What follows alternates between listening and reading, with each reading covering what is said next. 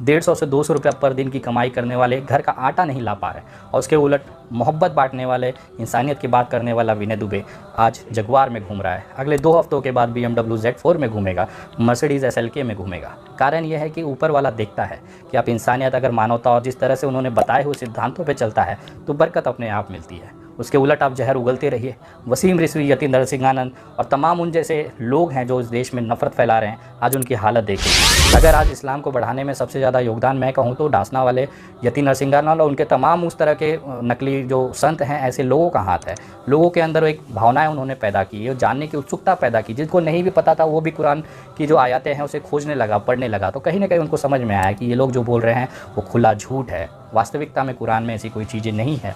जिहाद का मतलब होता है अपने अंदर के बैठे हुए गलत चीज़ों को मार देना, लेकिन उस जिहाद को जिहादी दिखाकर एक आतंकवाद से जोड़ दिया। ना प्यार बांटना, लोगों की मदद करना सिखाया, ना कि किसी के बुजुर्ग 70 साल के आदमी को पकड़ के दाढ़ी काटना, न किसी को पेट में बांटकर जय श्री राम के नारे लगाकर उसकी हत्या कर देना। बहुत सारे मैंने बीजेपी के प्रवक्ताओं को ये बोलते हुए देखा कि आतंकवाद का कोई धर्म नहीं होता, लेकिन हर आतंकवादी मुसलमान और इस्लाम से ही क्यों जुड़ा होता है। ये गलत बात है मेरे भाई। भारत का जो पहला आतंकवादी था वो था नाथूराम गोडसे। उसने अपनी मुंडी नहीं कटवाई थी, खतना नहीं करवाया था। वो मुसलमान नहीं था, वो सनातनी था। मैं बताना चाहूँगा ये वही नाथूराम गोडसे है जिसको भारत का पहला आतंकवादी कहा गया है, और ये मुस्लिम नहीं है। हमारे सनातन धर्म में ऐसे बहुत सारे कलंकित करने वाले साधु संत हैं जिनके मन में मुसलमानों के प्रति, इस्लाम के प्रति इतनी नफरत भरी हुई है कि उन्होंने अपना मकसद, अपना संन्यास का सत्यानाश कर लिया। आपको वसीम रिजवी तो याद ही होगा। जी हाँ, जितेंद्र त्यागी, जिसको कि डासना वाले यतीन नरसिंहा झंडे ने हिंदू बनाया, घर वापसी कराई और उसके बाद उस बेचारे को ले जाके धर्म संसद में भड़काऊ भाषण दिलाए। हालात ये था कि वो इकलौता जेल में था और बाकी जितने भी उसके आसपास के साधु संत थे वो बाहर थे। जब वो जेल से आता है वसीम रिजवी, तो ये कहता है कि मुझे बहुत अफसोस है कि मैंने हिंदू धर्म अपनाया और मुझे किसी का साथ नहीं मिला, किसी का प्यार नहीं मिला। आज विनय दुबे को जो गालियां देने वाले सबसे बड़ा जो तबका है वो भारतीय जनता पार्टी के टट्टे सहलाने वाले वो कार्यकर्ता है जो अपने आप को जय श्री राम का नारा लगाकर कट्टर सनातनी होने का दावा करते हैं। लेकिन अगर 4 बातें मैं उनसे कह दूंगा तो वो लगेंगे अपने पैंट में पेशाब कर। इमरान जैसा इंसान भी बलात्कारी है, इसका मतलब पूरा सनातनी जितने हैं वो बलात्कारी नहीं है। यही फ़र्क होता है सोच और विचारधारा। कुरान में भी ये कहा गया है कि अगर किसी की आप हत्या कर देते हैं तो इसका मतलब पूरे इंसानियत की हत्या होती है। मेरा ये वीडियो आपको थोड़ा सा हंसा सकता है, थोड़ा सा सोचने पे विवश कर सकता है। ये वीडियो बनाने का मेरा मकसद किसी धर्म को ना अपमान करना है, ना मजाक बनाना है, लेकिन केवल वास्तविकता दिखाना मेरी एक जिम्मेदारी है एक नागरिक होने के नाते। तो मैं वो हकीकत आपके सामने पेश करने जा रहा हूँ जिसे देखने के बाद आपके दिमाग की बत्ती डिगमिग डिगमिग करने लगेगी। डिगमिग मतलब चालू बंद होने लगेगी। ये क्या हो रहा है? किसी भी धर्म को बढ़ने के लिए उसमें सबसे बड़ा हाथ उनके धर्मगुरुओं का होता है। इस्लाम में अगर आप देखें तो ऐसे बहुत सारे मौलवी साहब हैं, मौलाना साहब हैं, धर्मगुरु हैं जो जगह जगह पर सभाएं लेते हैं, उसमें अपने दीन की शिक्षा देते हैं कि किस तरह से इस्लाम को बढ़ाया जा सकता है, इस्लाम के नियम क्या हैं, हमें क्या मानना चाहिए, कैसे हमें रहना चाहिए और किस तरह से इस्लाम को लेकर पूरे देश में एक मैसेज देना चाहिए। इस्लाम एक लौता ऐसा विश्व का धर्म है या फिर एक व्यवस्था है जो बड़ी तेज़ी के साथ फैल रहा है। सबसे बड़ा कारण क्या है कि इस्लाम में जो इस्लाम मानने वाले लोग हैं यानी कि मुसलमान हैं वो तो इसे बढ़ा ही रहे हैं, लेकिन ख़ास तौर पर गैर मुस्लिम जो हैं वो इसे बहुत तेज़ी के साथ अपने देशों में, अपने राज्यों में बढ़ाते हैं। मामला ये होता है कि जब अगर सनातन की बात की जाए, भारत की बात की जाए, तो इस देश में बहुत सारे ऐसे सनातनी साधु संतों को इस्लाम ने भाड़े पर काम करने के लिए रखा है। जी हाँ, मैं ये इसलिए कह रहा हूँ क्योंकि वो पहने तो भगवा वस्त्र हैं, माथे पे टीका चंदन लगाकर वो एक अपने आप को सन्यासी दिखाते हैं, साधु संत दिखाते हैं, लेकिन कहीं ना कहीं हर दिन प्रत्येक समय वो केवल इस्लाम और मुसलमानों का प्रचार करते हुए दिखते हैं। जब भी इस तरह की कोई सभा होती है, अगर आप ताज़ा मामला देखें तो 5 फरवरी 2023 को जंतर मंतर पर एक सनातनियों का धर्म संसद आयोजित किया गया। उस पूरे धर्म संसद की अगर आप वीडियो उठाएंगे तो हर वक्ता जो कि साधु के गणवेश में था, साधु संत वाला जैसा हुलिया बनाया था, कितने तो उसमें महामंडलेश्वर थे, उनका पूरा अगर स्पीच उठा के देखेंगे तो केवल इस्लाम और मुसलमान के आसपास फिरता हुआ नज़र आया। उन्होंने कहीं पर भी अपने भाषण में ये नहीं बताया कि हमारी भगवत गीता में ये शब्द का इस्तेमाल हुआ है या ये प्रकरण है जिसको हमें अपने आप को अंदर उतारना है और हमें गौरवान्वित महसूस करना है। उन्होंने ये नहीं कहा कि इस प्रभु श्री राम जो थे मर्यादा पुरुषोत्तम थे, किस वजह से थे, किस चीज़ों से थे, अगर हम उसको अपने जीवन में उतारते हैं तो हम भी एक बेहतरीन इंसान बन सकते हैं। क्योंकि प्रभु श्री राम का जो जीवन परिचय है वो बहुत ही मर्यादा पुरुषोत्तम वाला है। इसके उलट अगर आप इनकी सभाओं के भाषण देखेंगे तो उसमें ये बताया गया कि कैसे इस्लाम, कैसे सनातन और कैसे कुरान की आयतों में क्या क्या लिखा हुआ है।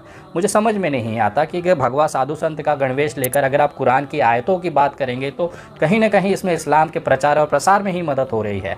उन लोगों के अंदर भी जो सनातनी भाई हैं, हिंदू भाई हैं, उनको भी ये सोचने पर मजबूर होना पड़ेगा वो क्या करेंगे। जब आपकी बात सुनेंगे एक साधु संत के मुंह से ये चीज़ निकली है कि कुरान की ये आयतों में ऐसी ऐसी चीज़ें लिखी गई है, तो वो गूगल पे जाएगा, कुरान को हिंदी में ओपन करेगा, इंग्लिश में ओपन करेगा और उसे पढ़ने की कोशिश करेगा। जब वो पढ़ेगा तो उसको दिखाई देगा कि कुरान के आयतों का जो मतलब ये बता रहे हैं इसका ठीक उल्टा है कुरान में आयतों का मतलब। कारण ये है कि ये अपने हिसाब से हिंदुओं को और सनातनियों को भड़काने के हिसाब से आयतों का मतलब निकाल देते हैं। उसी का अगर ठीक उल्टी तरीके से अगर आप सही में वास्तविकता की कुरान के आयतों का और उसका सही मतलब निकालेंगे तो आपको पता चलेगा कि कुरान जो है एक शांति फैलाने वाला, मानवता और इंसानियत को बनाए रखने वाला एक ऐसा ग्रंथ है, एक ऐसी किताब है जिसका एक अच्छा जीवन परिचय उसमें बताया गया है। कुरान ही वो किताब है जिसमें ये बताई गई है कि मज़दूर की मज़दूरी उसके पसीना सूखने से पहले दे देना चाहिए।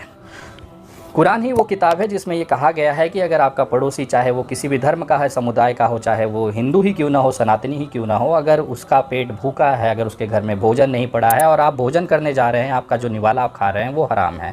बहुत सारी ऐसी चीज़ें कुरान के अंतर्गत दी गई है, लेकिन उसी का एक गलत मतलब निकाल कर, तोड़ मरोड़ कर हमारे सनातनी जो साधु संत हैं इसे सभाओं में पेश करते हैं। मैं आपसे कहना चाहता हूं कि आप सनातनी साधु संत हैं, आपने भगवा चोला पहना हुआ है, बहुत सारा रुद्राक्ष पहन के, चुंडी उंडी लगा के एकदम बढ़िया से तैयार होके पूरे गेटअप में जब आप माइक पे आते हैं तो कृपया करके सनातन धर्म के प्रचार प्रसार की बात करें। आप मुसलमानों को काट कर इस देश में जो एक तबका है उसे ये प्रभावित करते हैं कि ऐसी क्या बात है, हमारे साधु संत मुसलमानों से क्यों परेशान हैं। और जब वास्तविकता वो देखते हैं, ज़मीनी स्तर पर जब भाईचारा देखते हैं तो उन्हें ये लगता है कि ये जो साधु संत कोई साधु संत नहीं है, एक नकली गणवेश में बैठा हुआ भारतीय जनता पार्टी का टट्टा है जो केवल अपने मुंह से एक विचारधारा के साथ निकलते हुए मुंह से गंध फैला रहा है जिसकी कोई वास्तविकता हकीकत नहीं है। शायद यही कारण है कि भारतीय जनता पार्टी खुद ऐसे लोगों को अपनी पार्टी में नहीं रखना चाहती। अगर उसका लाइव उदाहरण आप देखें पिछले 1 सालों के अंदर तो आपको दिखाई देगा नुपुर शर्मा का केस। नुपुर शर्मा भारतीय जनता पार्टी की प्रवक्ता थी, एक गलत बयान की वजह से 1 मिनट नहीं लगा भारतीय जनता पार्टी को उनके पिछवाड़े लात मार के उनको पार्टी से बाहर किया। आज नुपुर शर्मा डर डर के ज़िंदगी जी रही है और जिस पार्टी के लिए उन्होंने ये सारा चीज़ रचा था, पार्टी ने भी उनको थूक कर गटर के पानी में बहा दिया। दूसरा उदाहरण अगर आप देखना चाहें तो तेलंगाना का टी राजा को देख लीजिए। उन्होंने भी बहुत बढ़ चढ़ कर बहुत सारी बकचोदी समाज में और सोशल मीडिया पे फैलाई, लेकिन क्या हुआ, भारतीय जनता पार्टी ने ऐसे कुत्ते के पीछे लात मारकर उनको भी गटर में फेंक दिया। भारतीय जनता पार्टी वो पार्टी है जो केवल आपके इस्तेमाल होने तक आपको इस्तेमाल करती है। नींबू निचोड़ गया, पानी खत्म हुआ तो उसे गटर में जाना ही है। यही हालत है भारतीय जनता पार्टी की एक विचारधारा की। बहुत सारे लोग ना इसको फॉलो करते हुए देश में तनाव पर और नफरत फैलाने का काम करते हैं। आपको वसीम रिजवी तो याद ही होगा, जी हाँ, जितेंद्र त्यागी, जिसको कि दासना वाले यति नरसिंगा झंडे ने हिंदू बनाया, घर वापसी कराई और उसके बाद उस बेचारे को ले जाके धर्म संसद में भड़काऊ भाषण दिलाए। हालात ये था कि वो इकलौता जेल में था और बाकी जितने भी उसके आसपास के साधु संत थे वो बाहर थे। जब वो जेल से आता है वसीम रिजवी तो ये कहता है कि मुझे बहुत अफसोस है कि मैंने हिंदू धर्म अपनाया और मुझे किसी का साथ नहीं मिला, किसी का प्यार नहीं मिला। मिलेगा भी कैसे जब हम अपने ही समाज के सनातनियों को सम्मान नहीं दे पाते। तो तू 2 टके का बढ़वा बाहर से आकर, इस्लाम से आकर हिंदू धर्म अपना कर तुझे सोचेगा कि तुझे सम्मान मिल जाएगा। आज विनय दुबे को जो गालियां देने वाले सबसे बड़ा जो तबका है वो भारतीय जनता पार्टी के टट्टे सहलाने वाले वो कार्यकर्ता है जो अपने आप को जय श्री राम का नारा लगाकर कट्टर सनातनी होने का दावा करते हैं। लेकिन अगर 4 बातें मैं उनसे कह दूंगा तो वो लगेंगे अपने पैंट में पेशाब करने। कारण यह है कि मैं अपने सनातन के साथ चिपका हुआ हूँ। आज भी मेरे माथे पे तिलक चिंडी होती है, जनेऊधारी करता हूँ, रुद्राक्ष की माला मेरे हाथ में होती है, रक्षा सूत्र मेरे हमेशा साथ होता है। मैं भले किसी भी विचारधारा की लड़ाई लड़ूं लेकिन मेरे अपने सनातन धर्म पे मुझे गर्व है। मुझे रामचरितमानस में ये दिखाया गया कि किस तरह से सबरी जैसे एक जाति विशेष की महिला को प्रभु श्री राम ने अपने दिल में जगह दी, उनकी माता का सम्मान दिया। आज वो देवी हैं। मैंने श्री राम चरितमानस में मैंने ये भी देखा कि रावण जैसा विद्वान पंडित भी असुर की कैटेगरी में माना जाता है। तो मैं उस रामचरितमानस के मर्यादा पुरुषोत्तम के जो नियम बताए गए हैं मैं उसे फॉलो करता हूँ। उसमें पशु पक्षियों से, इंसानों से इंसानियत वाली मोहब्बत करना, प्यार बांटना, लोगों की मदद करना सिखाया है। ना कि किसी के बुजुर्ग 70 साल के आदमी को पकड़ के दाढ़ी काटना, ना किसी को पेट में बांट कर जय श्री राम के नारे लगाकर उसकी हत्या कर देना। कुरान में भी अगर आप देखेंगे तो ये वाक्य आपको उसमें भी दिखाई देगा जो प्रभु श्री राम ने मर्यादा पुरुषोत्तम के प्रभु श्री राम ने रामचरितमानस में बताया है। कुरान में भी ये कहा गया है कि अगर किसी की आप हत्या कर देते हैं तो इसका मतलब पूरे इंसानियत की हत्या होती है। अगर आप ग्रंथों को सही तरीके से पढ़ें, ग्रंथों का सही से विश्लेषण करें, तो आपको पता चलेगा कि कुरान के अंदर, बाइबल के अंदर, गीता के अंदर जो चीज़ लिखी गई है वो भाषा अलग हो सकती है, उसका उद्देश्य अलग हो सकता है, लेकिन उन सब का मकसद केवल एक है, इंसानियत, भाईचारा और शांति का प्रचार प्रसार करना। शायद यही कारण है कि हमारे देश के यशस्वी प्रधानमंत्री माननीय नरेंद्र मोदी जी ने भी बहुत सारे सभाओं में कुरान को एक ऐसी बेहतरीन किताब बताई है जो एक अच्छी जीवन शैली के लिए ज़रूरी है। नरेंद्र मोदी जी की पुरानी वीडियोस अगर आप यूट्यूब पे देखेंगे तो उन्होंने कुरान को लेकर बहुत खूबसूरत चीज़ें भी कही हैं। एक सभा के अंदर वो कह रहे थे कि कुरान में सबसे ज़्यादा शब्द जो इस्तेमाल हुआ था उसका शब्द था इल्म। उन्होंने इसलिए ये शब्द का इस्तेमाल किया था क्योंकि अगर एक व्यक्ति शिक्षित है, अपने दिमाग का सही सकारात्मक इस्तेमाल करता है, तो इस देश के अंदर, समाज के अंदर वो प्यार और मोहब्बत और भाईचारा और इंसानियत ही पालेगा। लेकिन उसके उलट मैंने देखा हूँ कि हमारे सनातन धर्म में ऐसे बहुत सारे कलंकित करने वाले साधु संत हैं जिनके मन में मुसलमानों के प्रति, इस्लाम के प्रति इतनी नफरत भरी हुई है कि उन्होंने अपना मकसद, अपना संन्यास का सत्यानाश कर लिया। एक साधु संत, एक सन्यासी वो होता है जो अपने प्रभु के भक्ति में लीन होता है, उसे दुनियादारी, लोभ, माया, लाभ, लालच से कोई मतलब नहीं होता।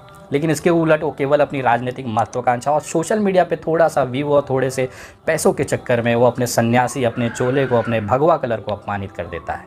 अभी आपने पठान का हालत देखा था कि किस तरह से भगवा बिकनी को लेकर ये तमाम लोगों ने बाइकआउट किया, लेकिन देश की जो सकारात्मक जनता थी उन्होंने पूरा समर्थन पठान को दिया।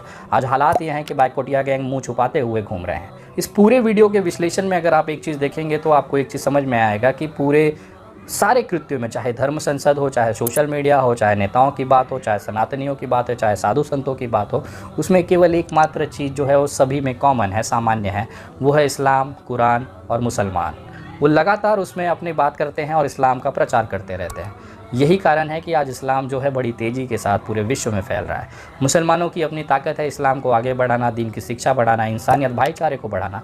उसी साथ में जो गैर मुस्लिम हैं, जैसे सनातनी भाई हो गए, बाहर कंट्रियों में अगर आप चले जाएंगे तो यहूदी हैं, ये तमाम जो लोग हैं ये पूरी तरीके से इस्लाम का प्रचार करने में लगे हैं। शायद यही कारण है कि फुटबॉल वर्ल्ड के और बड़े बड़े जो बॉलीवुड सेलिब्रिटीज़ हैं या हॉलीवुड सेलिब्रिटीज़ हैं, वो हर साल कोई ना कोई इस्लाम धर्म को कबूल कर लेता है। उनको दिखता है कि नहीं, ये बहुत बेहतरीन कौम है या बेहतरीन एक धर्म है जिसको लेकर आगे जीवन जिया जा सकता है। तो यही कारण है कि इस्लाम की जो तेज़ी से बरकत हुई है उसके पीछे सबसे बड़ा जो योगदान है वो मुसलमान और इस्लाम का तो है ही, उसके साथ साथ गैर मुस्लिम लोगों का भी है। भारत में ये हालत आपको धर्म संसदों में देखने को मिल जाएगी। ये वो विश्लेषण है जिसको बहुत कम लोग वास्तविकता से जोड़ पाते हैं। हकीकत है ये, इसे आप मुंह नहीं मोड़ सकते। अगर आज इस्लाम को बढ़ाने में सबसे ज़्यादा योगदान मैं कहूँ तो डासना वाले यति नरसिंहालाल और उनके तमाम उस तरह के नकली जो संत हैं, ऐसे लोगों का हाथ है। लोगों के अंदर एक भावनाएं उन्होंने पैदा की, ये जानने की उत्सुकता पैदा की। जिसको नहीं भी पता था वो भी कुरान की जो आयतें हैं उसे खोजने लगा, पढ़ने लगा। तो कहीं ना कहीं उनको समझ में आया कि ये लोग जो बोल रहे हैं वो खुला झूठ है। वास्तविकता में कुरान में ऐसी कोई चीज़ें नहीं है। जिहाद का मतलब होता है अपने अंदर के बैठे हुए गलत चीज़ों को मार देना, लेकिन उस जिहाद को जिहादी दिखाकर एक आतंकवाद से जोड़ दिया गया। बहुत सारे मैंने बीजेपी के प्रवक्ताओं को ये बोलते हुए देखा कि आतंकवाद का कोई धर्म नहीं होता, लेकिन हर आतंकवादी मुसलमान और इस्लाम से ही क्यों जुड़ा होता है। ये गलत बात है मेरे भाई। भारत का जो पहला आतंकवादी था वो था नाथूराम गोडसे। उसने अपनी नुन्नी नहीं कटवाई थी, खतना नहीं करवाया था। वो मुसलमान नहीं था, वो सनातनी था। वो सनातनी था जो जिसने देश के बापू महात्मा गांधी की हत्या की। हमारे भारत के ऊपर जो सबसे बड़ा कलंक आतंकवादी घटना का लगा है वो नाथूराम गोडसे के नाम है। मैं बताना चाहूँगा ये वही नाथूराम गोडसे है जिसको भारत का पहला आतंकवादी कहा गया है, और ये मुस्लिम नहीं है। तो ये जो विचारधारा है कि केवल मुसलमान ही आतंकवाद फैलाता है, ये बात गलत है। मालेगांव में भी जो बम ब्लास्ट हुआ था उसमें जो आरोपी पकड़े गए थे उसमें अधिकतर जो लोग थे वो सनातनी ही थे। तो ऐसा नहीं कहा जा सकता है कि इस तरह की घटनाएं केवल मुसलमान ही करता है। हमारे हर समाज में कोई ना कोई गंदगी के ऐसे लोग, विचारधारा के लोग होते हैं। इसका मतलब ये नहीं है कि उस पूरी कौम और पूरे धर्म को ही हम गलत करके कटघरे में खड़ा कर दें। बलात्कार अगर किसी ने किया है तो उस व्यक्ति ने किया है, ना कि उसके धर्म में। अगर एक व्यक्ति के क्रिए हुए के एक व्यक्ति के आतंकवादी हमले से अगर किसी को अगर आप पूरे धर्म को जोड़ देंगे तो चिन्मयानंद जैसा इंसान भी बलात्कारी है। इसका मतलब पूरा सनातनी जितने हैं वो बलात्कारी नहीं है। यही फ़र्क होता है सोच और विचारधारा की। मैं लगातार कोशिश करता हूँ कि जो इंसानियत और मानवता है उसे देश में फैलाया जाए। देश की एकता, अखंडता, भारत विविधता में एकता का देश है, लोकतांत्रिक पद्धति से चलने वाला देश है। यहाँ पे हर विचारधारा, हर धर्मों का उतना ही सम्मान है जितना मेरे धर्म का है। मेरा सनातन ये नहीं करता है कि दूसरे धर्मों को अपमान कराओ। मेरा सनातन ये कहता है कि अपने धर्म पे अभिमान करो और दूसरे धर्म का सम्मान करो।